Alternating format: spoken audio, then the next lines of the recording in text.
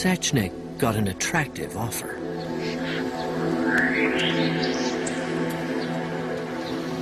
David Kelly said, look, why don't we set up a company for you where you can do work inside the microbiology department in Portadown. If you can imagine the difficulty of a top-secret government department letting a former enemy into work in their midst, it shows the power of David Kelly.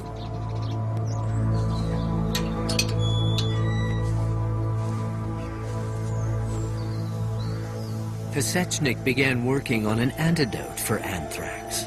Then, days after the U.S. letter attacks, the scientist died of an apparent stroke. I think there has been an urgent need for some time for us to look again at the death of Mr. Pesechnik, because what happened to him was perhaps a forerunner of what would happen to Kelly. Author Gordon Thomas joins the skeptics who refuse to accept that Pesechnik had died of natural causes.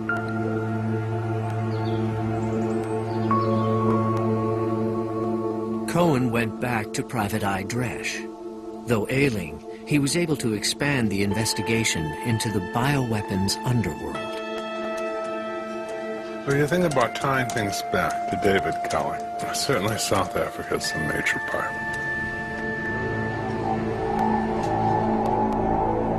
During the 1980s, apartheid South Africa had started up a top-secret germ warfare program called Project Coast. Headed by Wouter Basson, later dubbed Dr. Death by the media, one of its goals was to develop germ weapons for use against its black population. Officially, the white regime was shunned by the world community. But in London, it emerged that British MP Norman Baker was on the same trail as Dresch. He had uncovered evidence of unofficial links between David Kelly and Project Coast. There were connections between the British government and the apartheid regime in South Africa, and there's an open question as to how much the British government at the time, the Thatcher government, knew about Project Coast, whether they were receiving any information that was derived from Project Coast, and whether in fact they were even supporting it surreptitiously. It was clear that there was some involvement going back some time between David Kelly and Wouter Basson. The British military lab Portadown was clearly an important bioweapons crossroads in a world of shared secrets. What was the South African connection? And was there any link with the U.S. anthrax attacks? The white supremacist era may be history in the new South Africa, yet its brutal legacy remains. At the height of apartheid, the fight for freedom turned the townships of South Africa into battlegrounds. The white regime began using germ warfare against select targets within the black population. Exactly what was David Kelly's connection to this dark chapter? Did a link exist to the U.S. anthrax attacks? Perhaps Wouter Basson would know.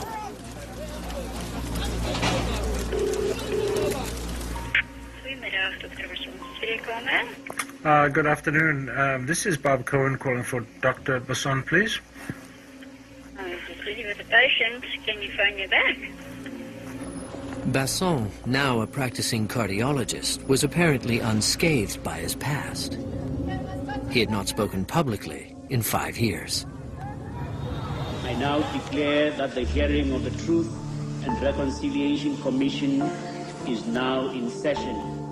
Project Coast came to light in 1996 at the South African Truth and Reconciliation Commission. It was set up to allow victims of apartheid to testify.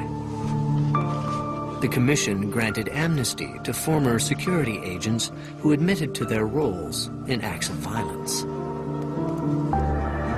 Project Coast scientists testified they were developing everything from assassination tools to methods of sterilizing the black population. But Wouter Basson would admit to nothing. Through the research reports that became available to the investigators of the Truth Commission were reports that were clearly focused on trying to find toxins that could be administered to individuals and then lead to death, but that would be undetectable post-mortem. So really it was about killing people and not being able to be found out. Designing assassination weapons, you know, classic spy stuff, umbrellas, poison-tipped umbrellas that could shoot out polycarbonate balls that would then release a poison into somebody's bloodstream and be undetectable post-mortem. In 1999, Basson was brought to trial for murder, fraud, and drug smuggling. Witnesses described the horrors committed by Project Coast. Investigators revealed how the program had used private front companies, offshore bank accounts, and worldwide intelligence connections. It had employed 200 scientists and supplied agents like anthrax and cholera to the South African military and police. Voordat die staat het besluit wat die waarheid is en nooit die hof uit om dit wat daarmee ooreenstem te aanvaar. 30 months after his trial began, the judge ruled that the prosecution had failed to prove its case beyond a reasonable doubt. Basson was found not guilty of all charges. According to investigator Chandra Gould, Project Coast reached far beyond Basson and his fellow South Africans. What came out in the trial was that he also seemed to be connected with a far more shady, underground, international chemical and biological weapons smuggling network.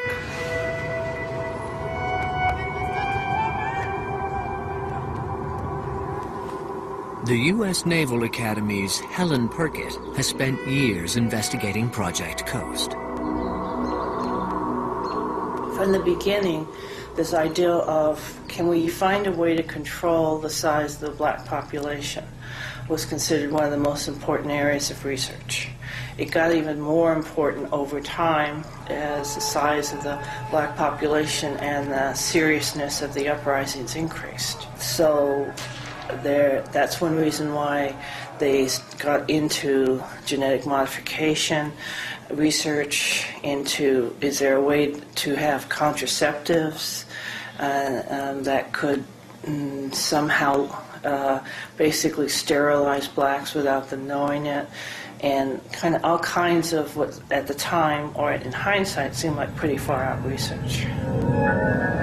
Wouter Basson was used to being demonized. But given the chance, would he confirm his claim that Project Coast had received support from the West? Good evening, Dr. Basson. This is Bob Cohen. Hi. Just following up, I hope you received my email. Well, we have tomorrow and Friday and Saturday.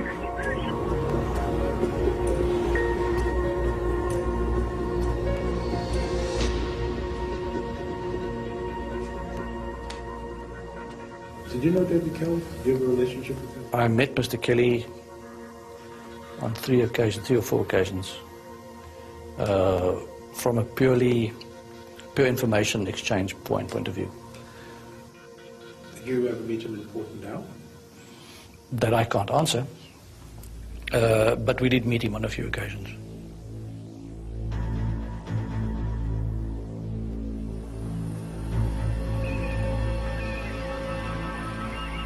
You were able to visit Porton Down, Fort Detrick? Yes, we did that. I wonder if you could talk about it. No, I wouldn't like to, but I mean, the next question that I get asked is who arranged it and why and what and where, and then, I already have hassles with the UK and the American governments. I don't need any more, thank you. It's enough for me. Basson was confirming visits to the main bioweapons labs in the West. But how far had these interactions gone? And what about the pursuit of a vaccine to render women infertile? During Basson's trial, this vaccine was characterized by many as an ethnic weapon to be used against blacks.